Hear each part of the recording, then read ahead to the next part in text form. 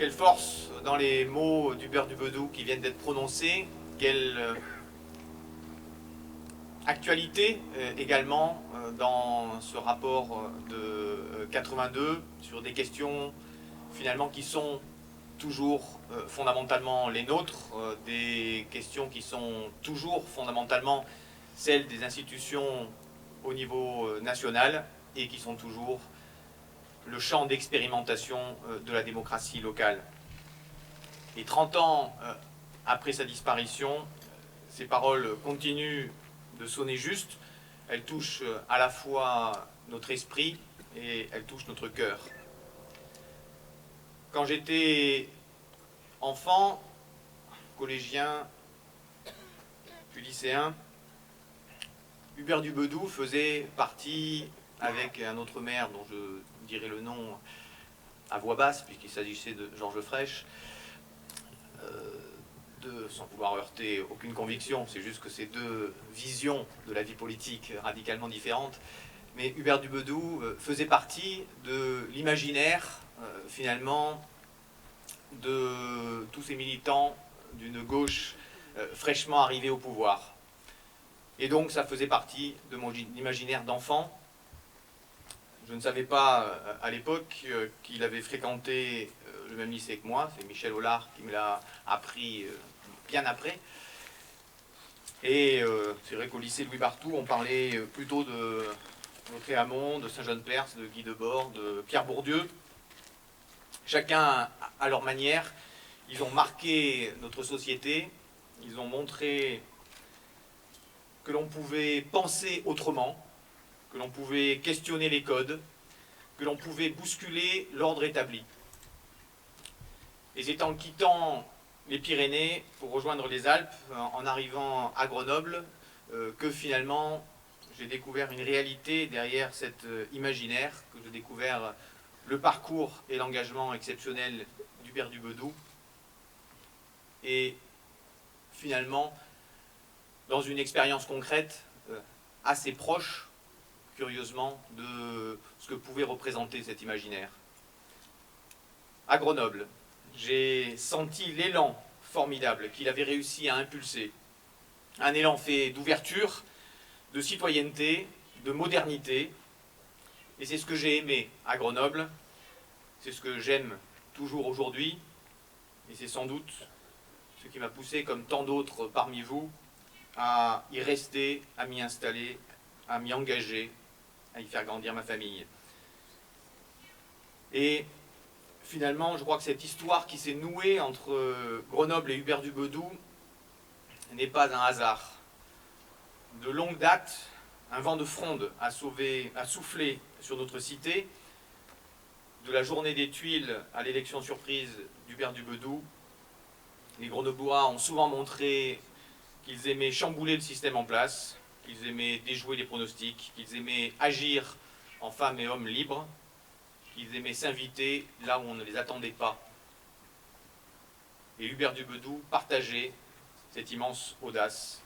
Toute sa vie, il a osé le collectif, c'était dit dans ses mots d'introduction de 65. Il a osé l'engagement citoyen sous des formes radicalement nouvelles. Il a montré que les bonnes idées n'étaient pas seulement à l'hôtel de ville, qu'elles pouvaient naître partout. Il a osé rassembler par-delà les étiquettes. Et il a osé porter des idées en avance sur son temps, parfois même en avance sur la loi, des idées au service des gens, des idées au service du territoire.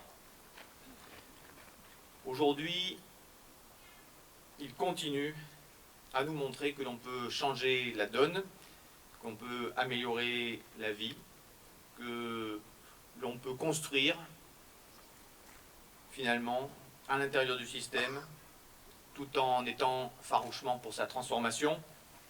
Les livres successifs et récents de Pierre Frappat nous m'aident à découvrir et à renouveler cet état d'esprit. Cet état d'esprit qui nous montre que l'on peut faire autrement, que l'on peut tracer des chemins collectifs, que l'on peut mettre l'humain au cœur des décisions, au cœur de l'action, Et je crois que c'est pour cela que Grenoble et les Grenoblois doivent beaucoup à Hubert du Bedout. Il a fait tomber des murs, il a inventé une nouvelle démocratie, il a montré que chaque citoyen, chaque habitant, chaque groupe social, c'était ces mots, pouvait prendre la parole, agir sur l'organisation de la cité. Et il a montré que l'ouverture est une force, que oui, définitivement, les immigrés et les arrivants sont une richesse, qu'ils peuvent faire entendre leur voix dans cette terre d'accueil. Hubert du Bedout a agi pour que la culture soit partagée par tous, qu'elle irrigue toute la ville, tous les quartiers, sans cesse en questionnement sur elle-même.